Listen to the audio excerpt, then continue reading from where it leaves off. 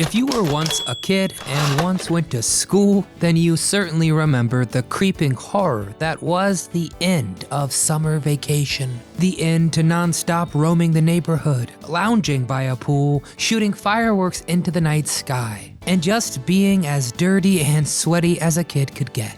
Now a return to the dreary drudgery that was busy work and rote memorization. Sure, the return was always fairly bittersweet, but how can even the joy of seeing long-lost friends who had disappeared into the muggy void 2.5 months prior, compared to the absolute rapture that was not having to ever go to school, never having to take a test, never being told you were talking too loud, never gingerly poking at what the lunch lady insisted was tapioca? Summer vacation was simply the best. And school? Well, school was not. But we all had to experience that end of joy, that death of freedom. So why don't we relive it now together? I'm Nostalgic Nick with Do You Remember, and today we're going to be looking at a day in the life of a child in the 1970s. Back to School Edition. Be sure to hit the thumbs up icon if you enjoyed the video, and subscribe to the channel for more throwbacks like this. But now, seatbelts everybody.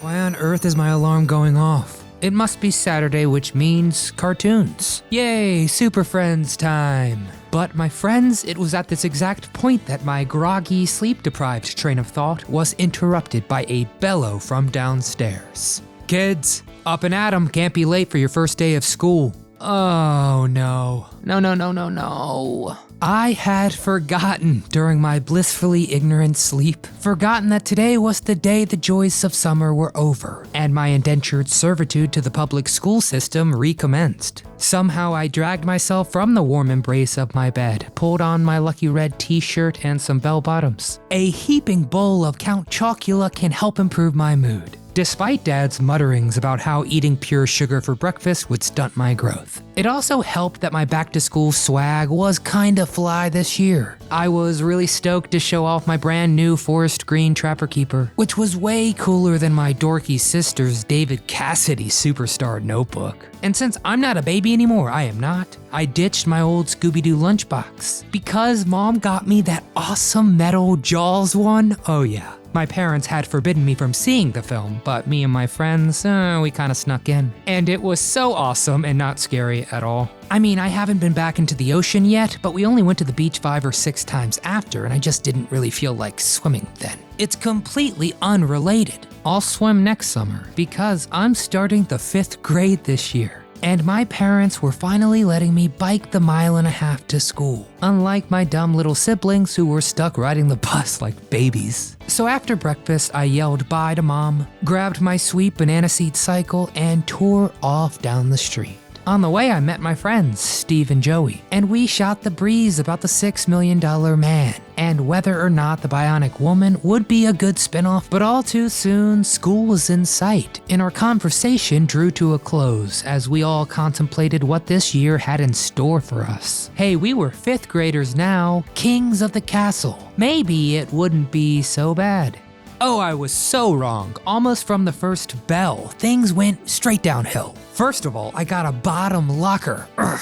And of course, who had the one right above mine? Oh, Billy stereotypical Bully Johnson. Great. Perfect. Better get in and out as quickly as possible then. Not to mention, this is first day, first period, and Mrs. Crabapple announces that we're gonna have a pop quiz on the summer reading. Seriously, it's barely 9 o'clock on the first day of school. Who cares about a bridge to Terabithia or whatever? I've never even heard of that place. Pencil in hand, I slowly mosey my way to the front of the class, the act of sharpening my excuse to gain a few extra precious moments of thought. My brain is turning as fast as my hand and the bladed gears inside the sharpener, as I furiously try and remember what the heck happened in that book. I did read it. I skimmed it about 2 months ago. Oh boy, this is hopeless. I return to my seat, resigned to the failure that is rapidly looming. The only redeeming aspect of this debacle is being reunited with my first and honestly unrequited love, the Ditto. As Mrs. Crabapple begins passing out the quiz forms, my anticipation grows. I remember that sweet, sweet scent of the Ditto Machine papers like it was yesterday. I get mine and tenderly raise it to my nose, breathing in the most magical smell in the world. How I did miss this. If I have to fail a quiz, at least I get to do it on my beloved Ditto paper. So my day got slightly better in art class when Wendy Hendricks sat next to me, and she said to me my drawing of the horse I rode at camp that summer was really good. I don't know why, but hearing that from Wendy made my stomach go all wormy, and I wondered why I never noticed how cute she was before. Joey said I was being weird and kept staring at her, but I punched him in the arm and he shut up real quick.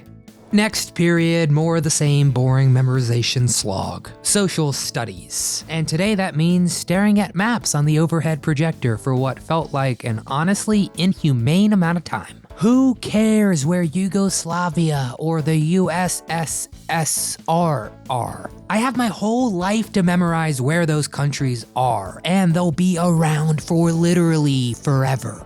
Finally, the bell rings for lunch, and a brief respite from menial memorization. I buy a carton of milk, chocolate of course because I'm not insane, and head over to our usual table. Opening up my slick new lunchbox, I gaze at the perfect lunch. Ham and cheese on white bread, apple slices, potato sticks. Or in other words, the exact same lunch I've eaten at school for the last 5 years. Hey, don't mess with perfection, am I right? Aw, Mom even included a Mars bar as a first day treat, which Joey tries to trade for his school-made tapioca pudding. Not in a million years, Joey. Those two words should never be paired together. Ever. Right after lunch was gym. Cause what's better than stuffing a bunch of kids full of meatloaf or sloppy joes and then having them run around for an hour? And of course, because our gym teacher is sadistic, we played dodgeball. On the first day, that's cruel. Honestly, I'm not the worst at dodgeball, and my team was doing fairly well in the beginning, but then Billy Johnson was on the other team, and of course he's the meanest kid in school, and he's also the biggest. That's just not fair. Before too long, I was the last remaining survivor on my side of the gym, and Big Billy was watching me like a shark. A terrifying glint in his eye and 2 balls in his hands. With a Bob Gibson-like motion, he whipped the first ball at me, which I, if I do say so myself, very gracefully leapt over. My momentary elation was shattered when Billy's second ball, traveling at speeds that should be impossible for 11-year-olds to generate, smacked me right between the legs. Oh! I crumpled to the ground in agony and vowed that my future kids, if I could still have them, would all have doctor's notes excusing them from all dodgeball-related activities.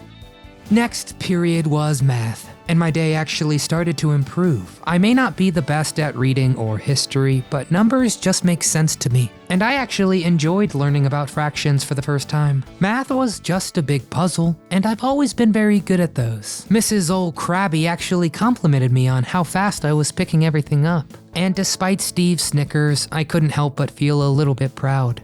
After what felt like a week of school, it was finally 3:15 on the first day. The bell was ringing amidst much celebration from all of us. I was certainly not looking forward to another 179 days of this, but as I made my way outside, Wendy stopped me and she said she had trouble understanding the math we learned today, and she asked me if I could help her after school sometime. I flushed and stammered out yes, before spinning on my heels and heading to my bike as fast as I could, all the while thinking maybe this year wouldn't be so bad after all.